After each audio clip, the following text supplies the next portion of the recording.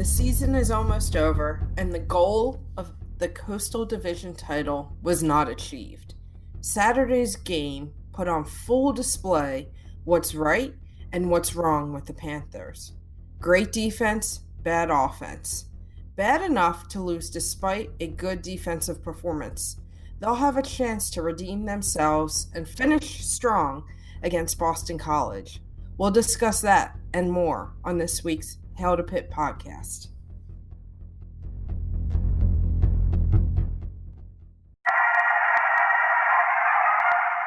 What was your message about finishing it in these final 30 minutes? Well, it happened in West Virginia where we knocked off number 2. It happened in South Carolina, and it's happening in Pittsburgh today. Our guys had a lot of guts tonight. We're just going to keep getting better. I mean, that's what it is. One home game that you will never, ever forget. We shocked the world! Hail to Pitt. Hail to Pitt. This is the week of November 30th. And this is the Hail to Pitt podcast. I'm Alan. I'm Vince. And I'm Pam. No other way to describe it. Pitt got blanked in Blacksburg. The Coastal Division is officially out of reach. The goal was not achieved. Mission not accomplished. No premium bowl appearances for the Panthers. Oh yeah, and we lost the city game too. These are the moments, though, where we need to stick together as Pitt fans, Pam. We need to stick together and make sure we get through this, get to a decent enough bowl game, and have something positive to talk about over Thanksgiving dinner. Yeah, the talk this year over Thanksgiving isn't going to be the best, but we hope to give you some good Pitt talking points that you can change the subject if things start to turn sour. Yeah. You want to talk about how they got destroyed in Blacksburg, but men's soccer, got to the tournament for the first time since 1965. Or I don't know, Vince, they still lead the nation in sacks, correct? Yeah, that is correct as far as I understand, but really just a small consolation prize at this point. That's definitely the definition of a consolation prize. Embarrassing loss, but you still have that on your mantle, I guess, for this year, and that glimmer of hope, which might be more torturous than actually just having a terrible season, getting destroyed in the biggest game of the season. But the fact is, Pitt, we're going to be debating this all show long. I think Pitt's had a pretty good season, but that was very rough. We need to talk all about it. Getting ready for the last football game of the year at H2P Show is where you could follow us on Twitter and Instagram, and we will be interacting with you over the holiday. Hopefully you're going to be getting ready to enjoy your Thanksgiving holiday shows coming out a little bit early this week for everyone, so you can listen to it maybe while you travel, get you ready for that dinner table conversation about the Panthers. And we'll be talking to you throughout the week as well, all the way through the BC game into next week's show. So at H2P Show, always appreciate the feedback there. And, of course, anytime you converse with us on Panther Lair or Reddit, which is where we'll be dragging some of the best comments from onto this week's Around the Pitternet segment, which I can't wait to bring back. We are brought to you by Pretty Easy Podcasts as well. Go to prettyeasypodcast.com to start your own podcast today. Get your own personal producer. Take the load of production off of your shoulders so you can just focus on talking into a microphone, doing your own podcast on any subject you love. Whatever you're passionate about and want to talk about, prettyeasypodcasts.com is the place to get started. All right, let's get through some news and notes before we dissect that embarrassing loss.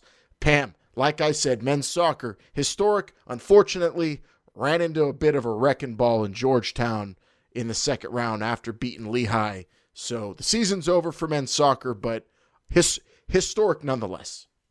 Yeah, it's a great appearance for them. I know a loss like that will sting, but hopefully they can use it as motivation in the offseason and continue to shoot for the NCAA tournament again and maybe even advance even further next year.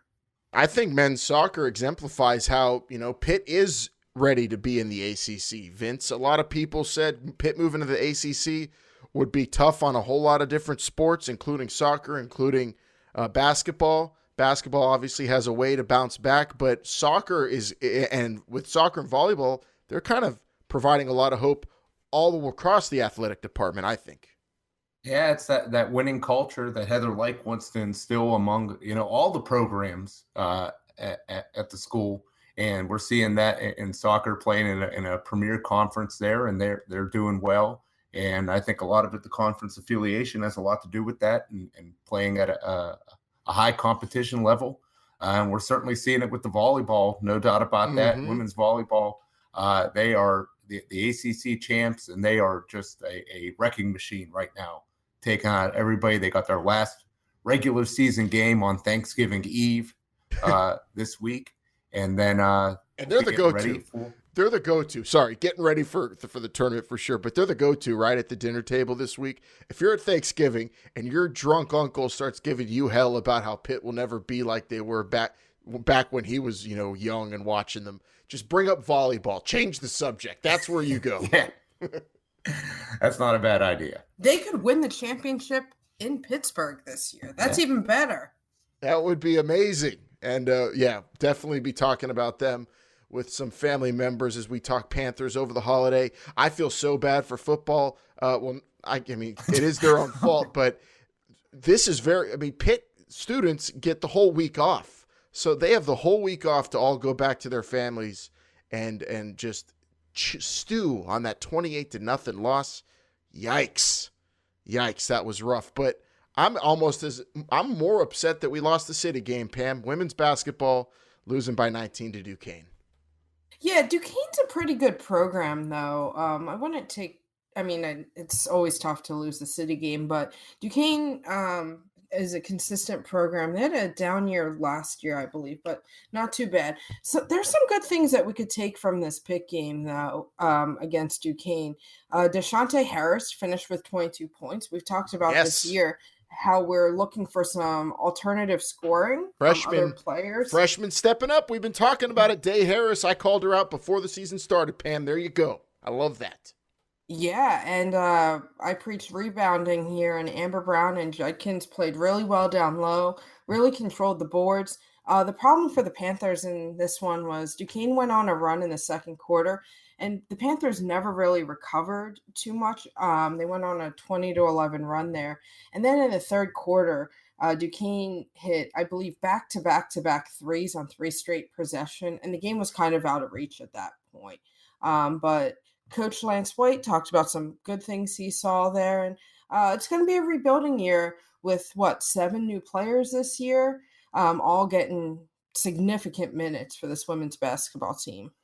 And the men's basketball team is actually playing as we record right now, live on FS1 in front of a national audience against Kansas State. So we'll be I got that on in the corner of my eye. We'll try not to be too distracted during this one, Vince. So, eyes forward and keep, I don't know if you have the iPad set up or what, but so far so good. Almost, halfway through. We're over halfway through the second half here, and Pitt's playing K-State pretty well. Yeah, we're monitored here, and they're in a cat fight. I'll say that it's all tied up here. It looks like it's going to come down to the wire. And I will say, I love the how Laker-esque the New Jerseys look. They are just so pretty to watch on television as Pitt turns it over, and maybe that game will end while we're recording here against Kansas State. Okay, that's all the news and notes to get through before we get into the meat of this week's episode, breaking down, reacting, and looking forward for Pitt football. Virginia Tech, it was all set up. We said it, biggest game of the year going into it. Apparently it was their defensive coordinator's final game ever at home. Is that true, Pam? Yeah, Bud Foster. Yeah, yeah. I didn't realize it watching the nauseating telecast, which... Oh, when Frank Beamer was in the booth, right? Or Wasn't he in the booth at and one point? and they did, Yeah. and they basically stopped covering the game. Like nobody mentioned what was going on the field. The cameras weren't even on the field at times. It was one of the most bizarre telecasts, first and foremost, I've ever watched. And I felt like I honestly, like, I know a lot of us feel like everyone's against our team, especially in terrible losses like that. But I felt like I was watching a regional broadcast for the Virginia Tech Hokies watching this game. Yeah, it was sickening to watch. You know, and to lose on top of it, it just made it even worse. Yeah, I was out of town. I was actually in Columbus, Ohio, and I was at a bar watching the game, and I just it was constantly different Virginia Tech things and Beamer in the booth and all sorts of things. Maybe someday, if Pitt's been in the conference longer than Virginia Tech, and we have an old coach retiring, we'll get that kind of treatment. Well, the worst part about it is it's all justified because Pitt literally gave the announcers and the whole, everyone at ESPN nothing to talk about. I mean, they couldn't even muster up 200 yards. Kenny Pickett comes from his best game ever to all. I mean, there weren't turnovers except the fumble, right? So, I mean, it was one of his worst. I think he might have even had worse games than that, but hard to imagine. And I don't know what we blame. Is it the Bud Foster, farewell that their defense was just so good? Or was it more Pitt playing bad in the rain? There's a lot to get into here, but you can't start this conversation without acknowledging how anemic Pitt's offense was, Pam. Yeah, I mean, Virginia Tech, they've really come alive here the past few weeks. I think last week they came off a good win against Georgia Tech. I know Georgia Tech's down, but they did exactly what we've talked about in the past. What we wanted Pitt to do is to stomp on an opponent early and crush them. And I think Virginia Tech took some of that momentum, but I blame more of this on Pitt's offense and not necessarily Virginia Tech's defense. Yeah, it was really awful. It was turnovers or a turnover. It was stalling. It was penalties again, Vince. A lot of the same stuff we've seen, just all jumbled into one mess in the rain on a day where Virginia Tech was, ready to play in a big game, and Pitt's offense completely unprepared. And what excuses are there? That French wasn't out there? I don't think so. I think, Pitt's had gone into games with more adversity than they had going into this one, but just didn't show up, plain and simple, right? Yeah, that's really what I attribute it to. There was penalties, there was bad execution, drop passes again, just really been a theme all year. And also, I'd say, some game plan was not very good. Really, Alan, at one point, Pitt had only ran the ball, maybe like 10 times, the entire game. That just being so one-dimensional like that, and getting in all these third and long situations, it's just not good. I mean, they're just not built to make plays like that. That's just not what they're something that they can sustain for an entire game. And it's not like they needed to, go out and score, 50 points in order to win this game. They didn't really need to score that much, especially with how great the defense played. If the game didn't really get away from them, like it did in the second half, they could have been right there with just a couple plays made, a couple good executions. Yeah, there were just moments, demoralizing moments in this one, I think, just are really what beat the offense into the ground and KO'd them pretty early. Like I will say at the Kenny Pickett fumble, to overcome that just felt almost insurmountable with how buck wild the crowd was, how crazy they were even in the announce booth, and just how they didn't seem confident at all already at that point. And, I felt like it was very easy for Virginia Tech's defensive backs to cover Tizir Mack, Jared Wayne, and the rest of them. I mean, I think Shockey Jacques had, one catch in this game? And there was just nothing was difficult for Virginia Tech in this game as a defense because Pitt was, I don't know, they were in their own head. Who knows? But it was a tough watch. Most of all, it was tough to watch. 28-0 and basically over at halftime. I would argue. Yeah, and Pam, I'd like to get your opinion on this because it seemed like to me, the game was not out of reach, and I understand that fumble return for a touchdown was huge, but it was still only 14-0 at that point. And we've seen Pitt recover from deficits like that, but kind of whenever they scored that touchdown at the end of the first half to go down 21-0, that seemed like it to me because I did not have much faith that the offense was going to come out in the second half and make the necessary changes or start playing that much better. Yeah, and the offense all year hasn't proven that they've come back, correct? Like they haven't come back from being down in a game. Well, UCF, I guess, yeah, maybe. I mean, they were, there's been some games where they have made some plays late against Duke also, Cuse. but yes, but it just. But they usually have a lead, give up the lead, then come back. This was a hole. This was a hole that they had not dug themselves into all year. I think is the thing we need.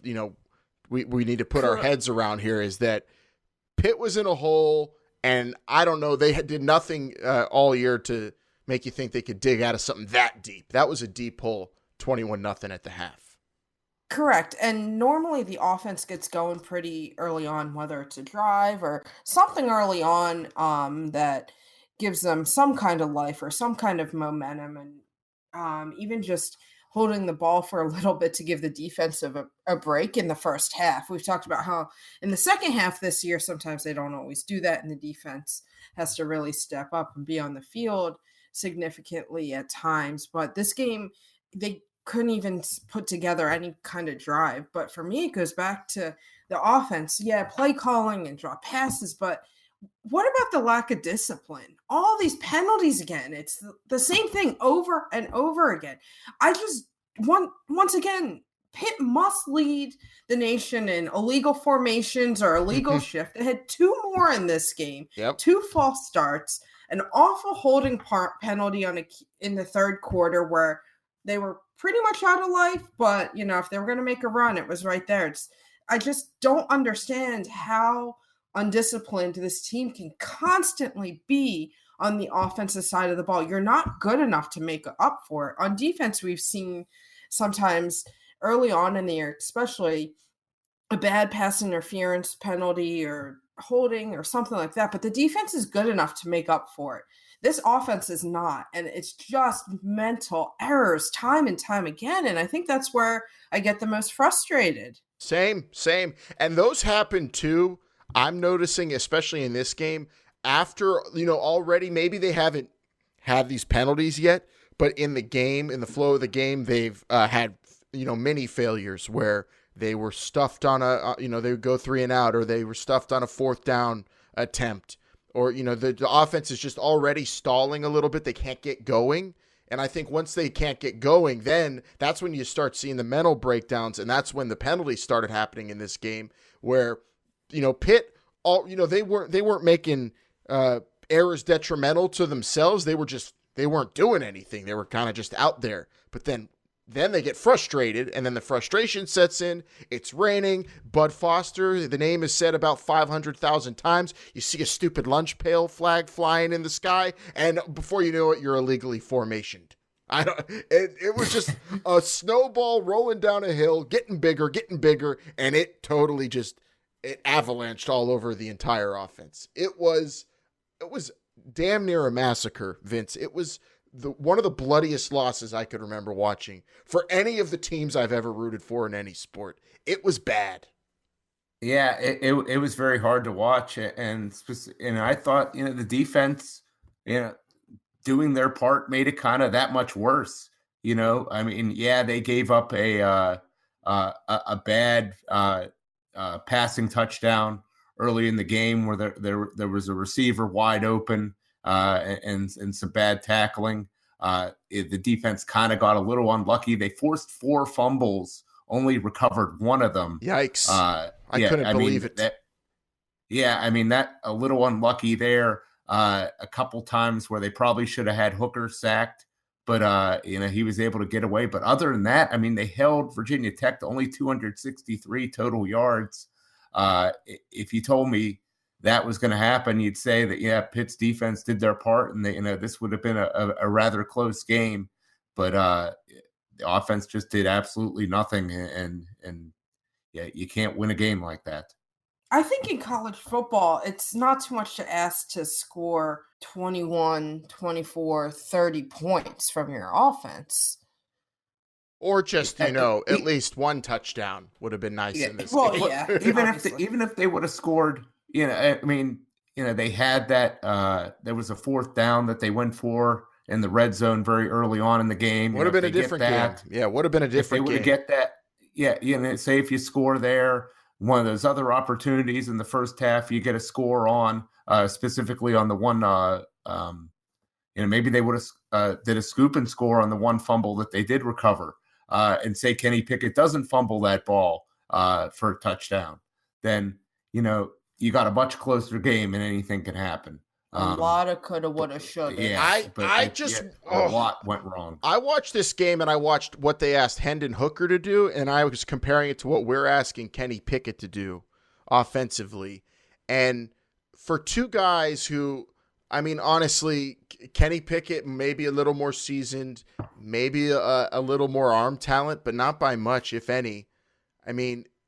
You shouldn't be asking him to do all those things when you got a guy across from him who is, I would say, his equal. And they just said, Hendon, go out there and play your game. Don't throw any picks.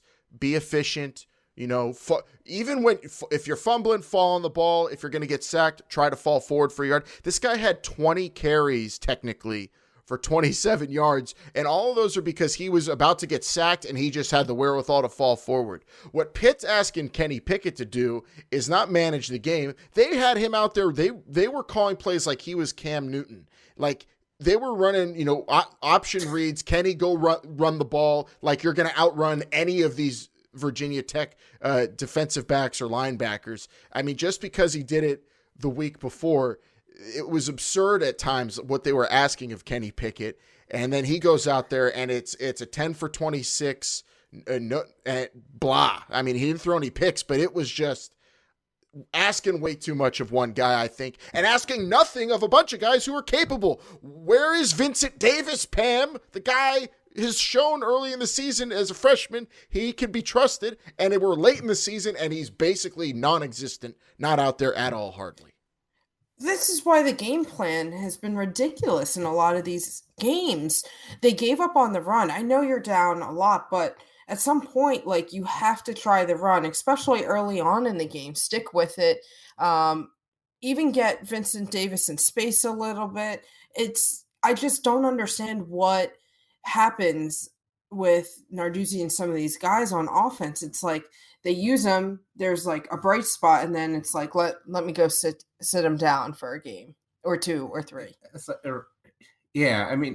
I will say this is that, last week we were all sitting here saying, Kenny Pickett really grew up. He's putting he's helping carrying this team. He did really well. It's the best game he's ever played. And now, they literally put it all on his shoulders, and it didn't turn out well. But I'm on your side, Pam. They had, Valique Carter, Vincent Davis, the AJ Davis. These guys have shown that they have the ability to move the ball, and they just didn't get it to them. Another issue with the game plan is you can't expect Kenny Pickett to do what he did against North Carolina's really bad defense against this Virginia Tech defense. That's where the game plan has to change. You have to adapt. What works one week does not work the next week. And that goes back to poor planning, poor coaching, and poor execution by the coaching staff. Got to call it out, Pam. You're right. It was more than anything, I'd say tough to watch the play calling on offense. I mean, there was other things, penalties, players, not doing their best, but coaching as well. This is a team loss all the way. Anytime you lose 28-0 in the biggest game of the year as a coaching staff, I mean, you have to expect criticism and fans to be pretty, upset with where you have the program, because whether or not Pitt ends with 8-9 wins, this is going to be a huge, huge blemish on what ultimately I think is going to be a successful season, Vince. But this is going to be tough for Narduzzi and his staff to get over. And I don't know how they do it. I mean, other than just completely obliterate Boston College and hopefully get a big bowl game victory. That's where you start. That's the only place you could start. Well, that's the thing, yeah. And the season is not over yet. So let's see, how they finish. I know next week we're gonna have certainly a lot of talk over, what changes should be made to this staff, if any. And so let's see what happens against Boston College. See where they end up. Certainly, if there was an 8-4 season, I think we're probably feeling pretty good about that. But if it ends 7-5, in the fashion that of last week's game, and hopefully not this week's game, then I think we're all going to be sitting here demanding for some changes. But yeah, let's see what happens with Boston College before we make any judgment. Boston College is coming after a loss to Notre Dame last weekend. They're going to be coming into Heinz Field trying to get bowl eligible, sitting with a 5-6 record. Desperate. A desperate team that has not been, rather up and down. Not a tremendous amount of talent on this team. An excellent running back in A.J. Dillon. But it's going to be I don't think it's going to be an easy game. This is a team that plays hard, Pam, no doubt about that. Yeah, they started the season with Brown as quarterback, and Brown unfortunately had season-ending knee surgery after sustaining a non-contact injury in the second quarter of the game against Louisville on October 5th. So Grossel's been, I believe that's how you say his name, has been playing quarterback there. But the story about this team, Boston College team, is A.J. Dillon, but also the quarterback runs. This is a running team. This is an offense that can score points a game, but they average almost 300 yards on the ground and 188 in the air every game. So they're going to look to run all over this Pitt defense. Yeah, that's going to be a fun matchup for the defensive line. They got to do something different this week. Not so much get after the quarterback, but stop one of, if not arguably the best running back they'll face all season long. Vince, would you say A.J. Dillon's in that class? I mean, I think he's up there, one of the best in the country. Dude's got 1,500 plus yards. And it's a different kind of test for the defensive line coming up this week. It's a desperate game for Boston College, but quite frankly, like we said, for Narduzzi and the staff and everybody, with the program, fans are going to be angry if Pitt ends up with 7 losses. The thing I love about Narduzzi is I think this is the exact kind of game where he's going to have a bunch of maniacs out there playing for him. He's going to be fired up. This is as much of a must-win for Pitt almost as it is for Boston College. Would you say so, Pam? Yeah, absolutely. And I think the Pitt defense has to stay disciplined, which has all year. But I agree. This is a must-win game for Pitt because I think before the season, without any data, we would have been happy with 8-4. Now it feels like we have to get to 8-4 to have any resemblance of a decent season because of how bad we've looked in some of these losses or how close we were to some of these and had some good wins as well. We've lost to a bad Miami team that lost to Florida International this weekend. That loss just keeps getting worse and worse. So I think to end the season and to get a decent bowl game and just continue to get better is so necessary. That collision course with Texas. I'm feeling it. They lost last week too. It might actually happen, Sun Vince. Bowl. I'm talking it into existence. But I think Pitt definitely needs to beat Boston College for that to happen, or something like that with Pitt, against a bigger school like Texas in a bowl game is what I'm striving for and hoping for. It's not going to be easy though, because if a team that only scored 7 points, in their last game against Notre Dame, but for some reason I feel like they might be able to score on Pitt, just considering it's a different kind of offense that Pitt's been having to face this year. Well, but Narduzzi's team is, they are built to stop the run, and that is the focus of the defense. So I do feel pretty good about, being able to shut them down. I got to think that they're going to key on A.J. Dillon, and Pitt's corners are certainly capable of maybe playing some one-on-one coverage. Now, we won't have Paris Ford for the first half due to that very questionable targeting penalty. And he's been all over the field at run support, but and certainly if Jazzy Stalker is the guy to take his place, he hasn't had the best against North Carolina, did not play the best game. So there could be a little vulnerability there, but you got to think Pitt's defense is really going to bring it here and try to shut down A.J. Dillon. I think that's, stopping them on first and second down, I think is going to be absolutely key. So I think the game is going to be served up for the offense to win. But I guess you really got to question that whether they're going to be able to make enough plays in order to do that. Yeah, Boston College's defense has been letting up almost 33 points a game here. But I think this game on the defensive side comes down to whether the back end of the defense can stay disciplined when Boston College does go to throw. Can they not commit a penalty? Can they make a good defensive play? Can they stick with their man and stay disciplined? I think that's where to make sure Boston College doesn't get an easy one through the air occasionally. I'm also interested to see what's up with Twyman. He did have an injury in the game against Virginia Tech. Yeah. That was that I know I held my breath. I mean, that is a special player, and you want to be able to see him play the rest of this really special season. So holding our breath, I guess, all the way until game time when we see who suits up for this one, huh? Yeah. Certainly very early in the week. Not that we'd be clued in on whether he was going to be playing or not.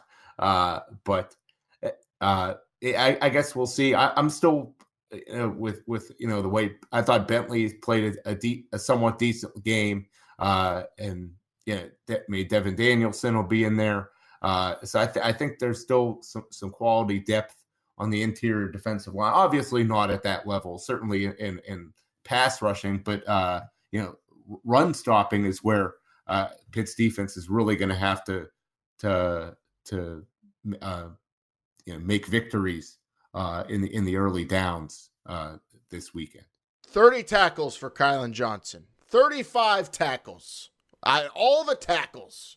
Get after him. A.J. Dillon is going to be toting that rock a whole lot in this last regular season game for the Pitt Panthers against Boston College. We'll have our picks for that game coming up in a bit. Real quick update. Pitt Panthers men's basketball down 58-57. I like this like we're live on the radio on a podcast with the game going on. It's fun. A minute 45, so this game will end while we're still recording the show. So, it's coming down to the wire. It's been a really good game. Actually fun to watch. And Pitt has actually gotten some offensive boards in this one too. Surprising. Let's bring back the return of what's quickly becoming my favorite part of the show, a segment where we go to all the favorite websites of Pitt Panther fans and see what everyone's saying. Pam, are you ready to go around the Pitternet? Yeah, I can't wait. Let's do it. Can you explain what internet is? I hear there's rumors on the internets. And to all those faceless keyboard warriors on Twitter. But we're a good darn football team. I'm proud of these guys. All right, we're going to go around the Pitternet, and after what was a rough weekend for Pitt football, Pitt women's basketball, a lot of interesting things being said by the Pitt fans out there. First, we'll start on Panther Lair. This is Pitt 87, who said, quote, "At the end of the 2009 season, we were coming off a bowl victory over North Carolina, finishing the year at 10-3, ranked number 15 nationally. Shortly thereafter, the cries to fire Dave Wannstedt because he wasn't a good in-game coach went out across Panther Nation, and dopey Steve Penderson, typo, made the tragic mistake of firing Dave." How'd that work out? Who found this one? Yeah, that was me, and this is a favorite one of mine. This always comes up around this time every year. Whenever Pitt is, they have a couple games that they could win at the end of the season, and really maybe make it to a a 9-win season or a 10-win season, and then they come just a little short. And we're always reminded about how Dave Wannstedt, the last coach to win 9 regular season games, 10 overall in the season, and finish with a high ranking. But somehow that was not good enough. Be careful what you wish for. You don't want to be like Florida State either. Come on. Let's go to Panther Lair, where Rhino with a Y, 527, says, quote, "I'm 27. I've been going to games since I was 10. The best team I've ever seen at Pitt is a 10-win team that won the Meineke Car Care Bowl. This program is the definition of mediocre, with a low ceiling and even lower floor. I'm okay with that. I don't see how we do better than what we are right now. I really don't. Narduzzi will win 7 and 9 most years. I sadly don't think we can do better with a program that doesn't fill half of their stadium. Please tell me I'm wrong." Now that is incredibly depressing, Pam. Yeah, it is. I mean, maybe if they won more than 7 games, they'd fill their stadium. Well, but I'm here to tell him that he's wrong, because I feel that, this team is capable. This program is capable of much more. Yes, they fall just a little short more often than not, but, they can break up there every now and then. Yeah, it's going to take some special things to happen, but they have done it, and they can get back there, and I think we will. This is a process of getting better. It's just going to be a matter of getting everything all right all at the same time. Easier said than done, I understand that. Here, this one's from Pitt Panthers Reddit. This is from Mally Borum, who said, quote, "People calling for Narduzzi to be fired are insane. The loss is disappointing, but we're on the brink of our best season with a great recruiting class coming in. I have no doubt we will have a great season next year. It all depends on how much or how little the O-line improves or not." Now that's a great outlook on it, and I really agree with the offensive line stuff there, Pam, especially when you consider penalties and the run game. Yeah, it's a great comment there. I love that one. And here's the last one we'll end it on. This is Pitt is it with a Z. Pitt is zit on Panther Lair, who said, must be an old guy posting this, "Whipple needs to buy a house near me in Florida and retire." I don't know about that. Like I said, we'll discuss this, at the end of the season. But we've said a number of times this year that it seems like he's had good game plans and there's good play design.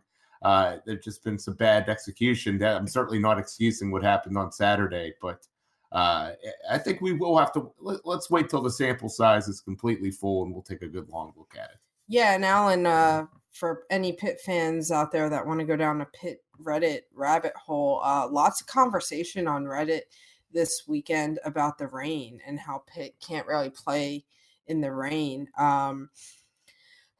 Pitt fans pointing out that the last 4 worst losses over the last 2 years have all come in the rain, and some Pitt fans are calling for recruiting to be done on looking for players who can play well in the rain out there.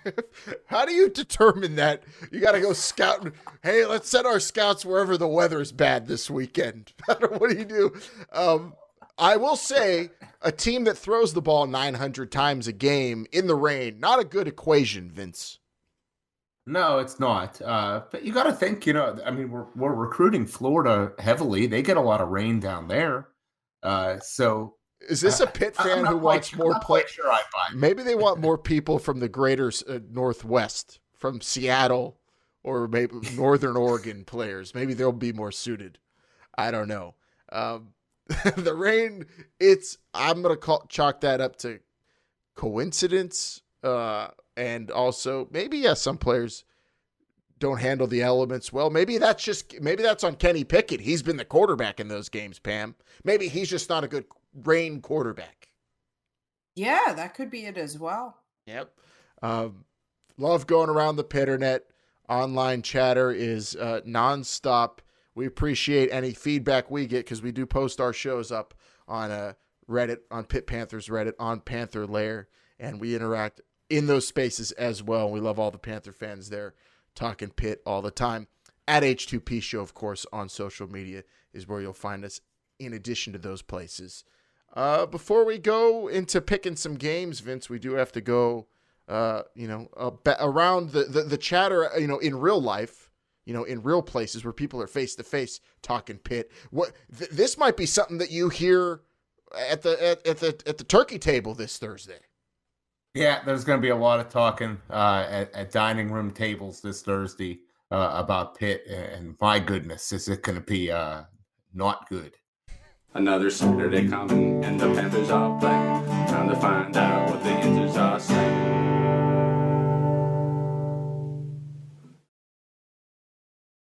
This is the worst offense since that Sean Watson was offensive coordinator, Yeah, first of all, passion mashed potatoes. I'm just done with this team. They ain't going to even be allowed to go play in a bowl game. I mean, that offense stinks worse than your mom's green bean casserole. Don't you say that, you jagoff.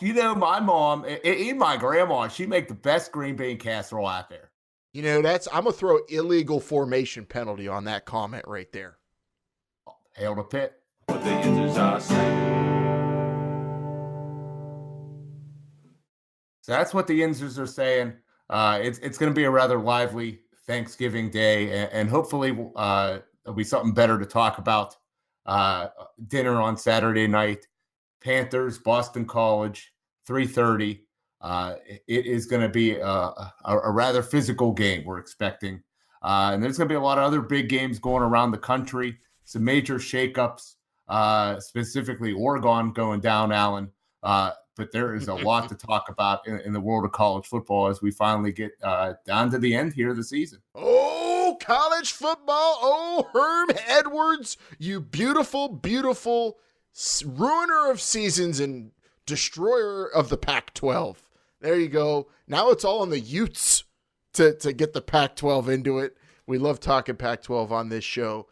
Justin Herbert, Pam, not all he was cracked up to be, is he? At least in the college game. I'm sure he'll get drafted at a nice spot in the NFL, but not a winner. No, wasn't able to carry Oregon to the victory there against one of my favorite coaches in all of college athletics, Herm Edwards. Don't press send. I'm a big fan of the Arizona State crowd, too, because I don't know if you caught it, but the referee asked the timekeeper to reset the play clock to 4:20. Reset the play clock to 4:20, and the crowd erupted in Arizona, which I don't know if that's legal out there, but they sure were excited. They also beat Oregon. Plenty to be excited about at Sun Devil Stadium, Vince. Yeah, and good for Herm Edwards, but like you said, Alan, bad for the Pac-12. It looks like it's all going to come down to Utah, and we may say assuming Georgia does not win the SEC title at LSU, it sounds like we're going to have this. And if Alabama could get by Auburn, which we're going to be talking about here, and Oklahoma could get by Oklahoma State. Sounds like we're going to have this, and Utah wins the Pac-12, a Utah, Alabama, Oklahoma argument for that last spot in the top four. And Pam, I'm curious to know who you think you'd pick out of those three. I pick a Utah team. Do you? I think Utah, they do have that loss against USC, a weird loss on a weird Friday night where the third string quarterback played in that one. But I think Utah has looked most dominant here down the stretch. OU, they had that bad loss to K-State. They also looked really bad against Baylor, but was able to eke that one out. I think OSU is going to put up a fight here. I think they might even struggle again to beat Baylor again in the Big 12 championship game. So I think based on looking at everything, I think you have I think Utah. The other argument is do you put Alabama in as well, but I think Utah's overall resume looks a lot better here. See, this is why we need to get rid of the playoff. This is stupid. No, I love the playoff. When LSU beats Georgia and Ohio State wins the Big Ten, that's all you need is LSU versus Ohio State. Settle it there. That's all I need to see. I mean, Clemson is going to make the argument, but you got to put someone on your damn schedule if you want to be included in the argument, Clemson. So Clemson beat Texas A&M. They played Texas A&M and South Carolina. They're going to be playing. That's two SEC teams, Alan. Yeah. Texas A&M, while I think their records are not going to show it, but they had the hardest, by far, one of the hardest schedules we've seen any team play. So I think Texas A&M, I believe, Alan, on the show, you thought Texas A&M was going to put up a fight against Clemson. I thought so, but Texas A&M is clearly substandard when it comes to college football teams. I don't credit that victory at all. I actually give more credence to the LSU victory at Texas back when Texas used to be back, and at least that was on the road in a crazy atmosphere. I mean, I'm semi-kidding, but I really am just clamoring for an LSU-Ohio State matchup. I think that's what we all want. But Clemson is, fully capable of beating both those teams, I think, if it's last year's Clemson team.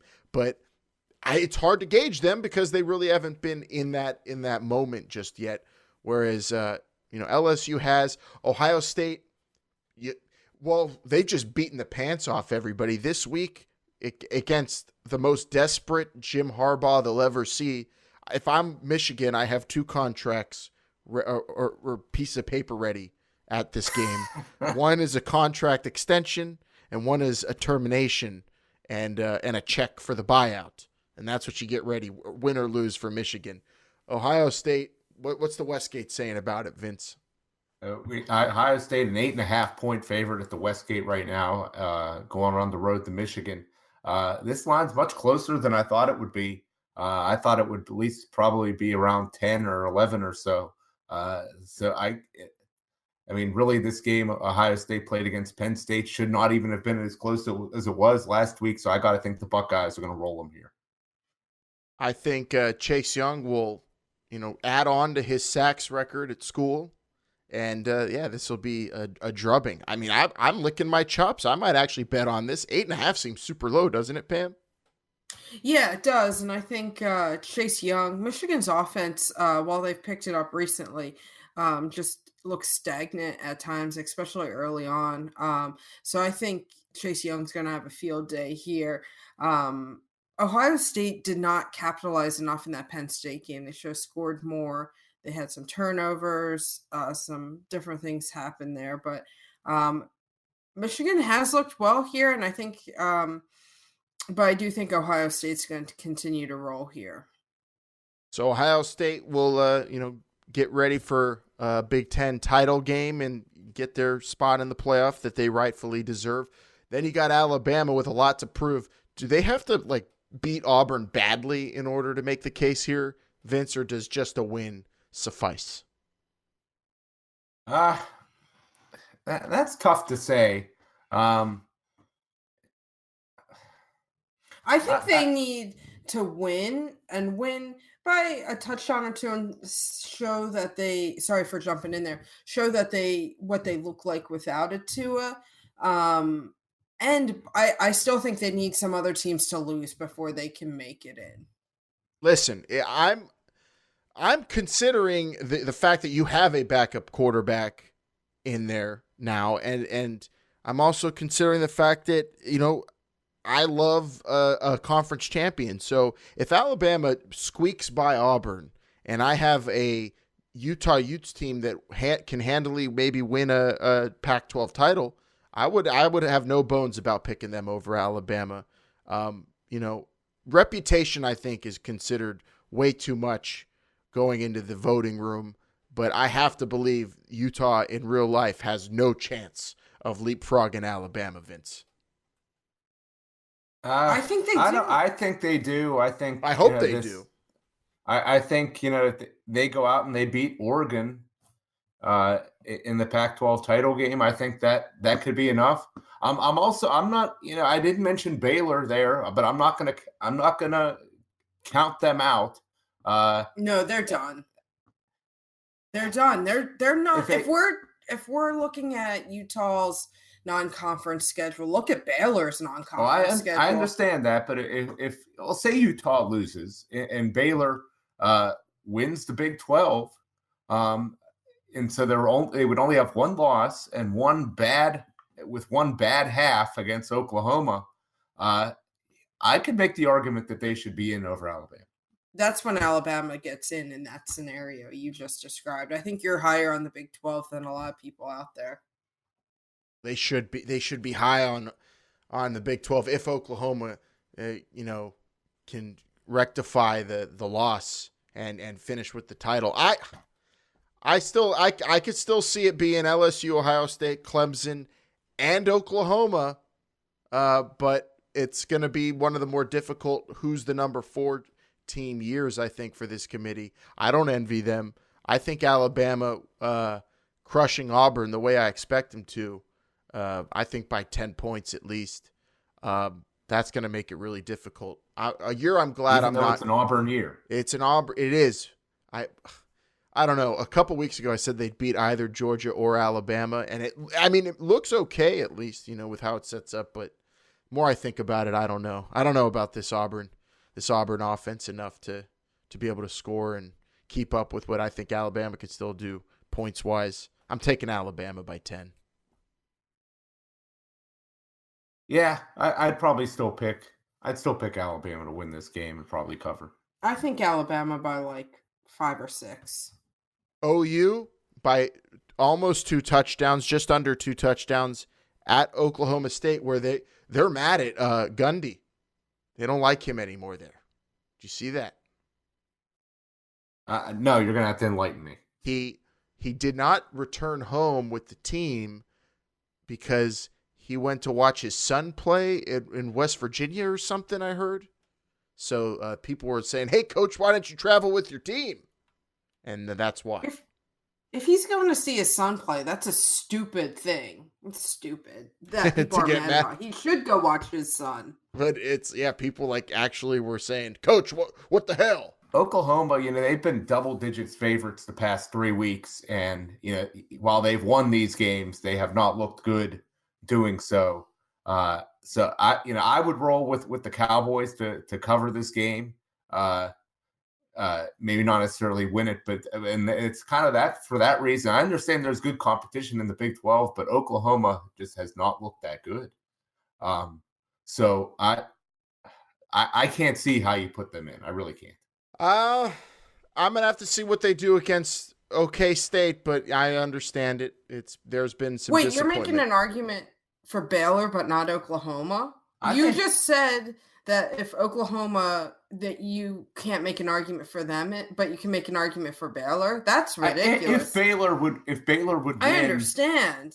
I think Baylor's look like a more impressive team. I understand that they played only one bad half. A really bad half. Yikes. Yeah. Also, just to clarify, Mike Gundy stayed behind in Oklahoma to watch his sons play in high school football while the team flew to West Virginia. He took a charter flight behind him. And people were kind of like, what the hell, coach? But, I'm sure he'll be fine. And maybe he'll ruin OU season and make it easy on people. I bet you committee members are really rooting for OSU this weekend. But I'm picking Oklahoma, and that leaves us with just 2 more games on our ledger to pick here. College game days going to the battle for Paul Bunyan's axe in Minnesota, with Wisconsin traveling to take on the formerly undefeated, but no longer undefeated, but still America's sweetheart, Minnesota Gopher, Pam. These are two teams we've talked about a lot this season, and it all comes to blows this weekend in a highly, highly covered game. ESPN will be there. Yeah, Wisconsin's a 2.5-point favorite. First time game days in Minnesota. You know how I feel. I love PJ Fleck. I think Minnesota is going to win this game against Wisconsin. Minnesota's receivers are so good. They are so good. And hopefully they can pull out a win. And the winner of this heads to the Big Ten championship game. So lots at stake in this game here. Wisconsin has been able to run the ball, put up some good numbers, but I think it's a Minnesota year. I'm rooting for the Gophers too, and I like them at home, and I'd like to see what they can do against Ohio State, Vince. That would be a pretty fun Big Ten title game, I think, with the good wideouts there to see Minnesota going back with Chase Young pinning his ears back. It could be a really fun championship game. Yeah, I hope we get to see it, and I don't know. It may. This Minnesota team may be running out of steam. I don't know. I am gonna row the boat. I am gonna pick them to win this ball game here, and be able to make just enough plays. But Wisconsin, it would not surprise me. Just if the boringness won out. I'm calling it Antoine Winfield Jr. Yeah, pick 6, biggest moment of the game. And he's gonna send Minnesota to the Big Ten title game. Fingers crossed. That leaves us with our last game to pick. A real quick, Pitt basketball just beat Kansas State in a huge win, biggest win of the season yet. That was great. Formerly undefeated Wildcats go down, Pam, and now we've got some positivity this Thanksgiving week going into the final game of the season against Boston College. What's Westgate saying here, Vince? Yeah, it's saying Pitt's a 10-point favorite over Boston College. Damn. Yeah. I thought you put the basketball line in when they were playing Archie Pine Bluff in accidentally. No, I think I got that. Pitt doesn't even average 20 points a game, do they? Barely. I think I got this right, Pam. You could correct me if it's wrong. Yeah, I mean the place I'm looking right now, 9.5. Yeah, and that's 9.5, 10. Yeah, so over at the Westgate, we got a line of 10, and I will say this, and I think this line is justified here. Pitt is at home. Boston College is very one-dimensional on offense. I think Pitt will do a very good job of stopping them, and Boston College's defense has not been that good. Recently in some games against Notre Dame, against Florida State, there were some receivers just running wide open all over the place. I think Pitt will be able to design plays to get those guys wide open. Catching the ball is going to be very important. If Pitt can catch the ball here, they should have no problem covering this. I'm thinking Pitt's going to win this game. Something like, maybe 23 or 24-10. Really? Yeah. I think you're giving too much confidence in the Pitt coaching staff to develop a game plan to exploit this Boston College offense. Oh my goodness. Tons of shade. Oh my. Getting it. I think Pitt's going to win a close one here. I think Steve Adazio is going to get his team ready. He's fighting for bowl eligibility, which for some schools might not mean a lot. Boston College, it does, especially on this run here.